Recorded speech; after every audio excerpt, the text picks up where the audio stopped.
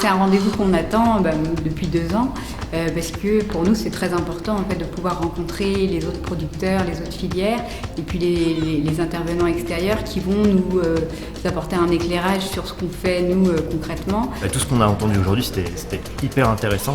On est en train de s'apercevoir que les vanilles ont des valeurs aromatiques complètement différentes et ça c'est intéressant, c'est ce qui sauve sans doute les vraies vanilles, c'est-à-dire que oui on sait copier de la vanilline de synthèse, mais pas des vraies gousses et pas avec leur diversité. Ça m'apporte beaucoup parce que ça me permet d'améliorer mes connaissances générales sur la vanille française, beaucoup de connaissances complémentaires que je pourrais partager en Polynésie française. J'ai appris aussi pas mal au niveau sensoriel, vers quoi qu'est-ce qu'on peut chercher pour caractériser notre vanille et pour la vendre ensuite. Chaque organisme partenaire de la conférence a apporté sa petite pierre à l'édifice et on voit que finalement on est plutôt bien accompagné, si ce n'est qu'il faut arriver à se rassembler.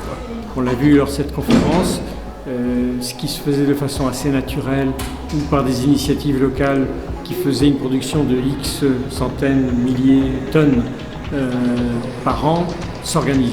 Je suis très encouragé à continuer le développement de la vanille, de mon activité professionnelle.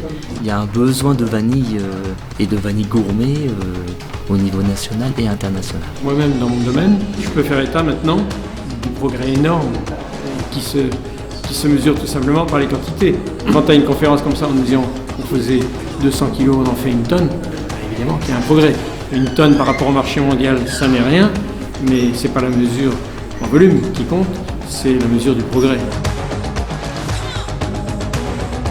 Nous venons de terminer la 2e conférence sur la vanille française. Je suis très content parce que ça s'est bien passé. On a eu même plus de participants qu'il y a 2 ans.